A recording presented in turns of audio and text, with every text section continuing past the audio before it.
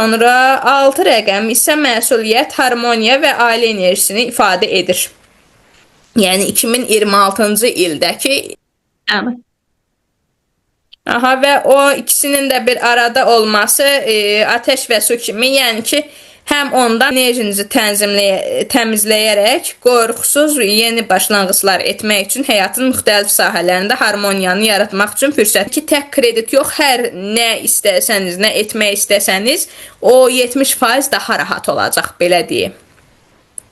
Ondan sonra insanlarla ünsiyyət və əməkdaşlıq üçün açıq olmaq, yeni dostluqlar və yeni dostluqlar şəkildə başlada bilərsiniz.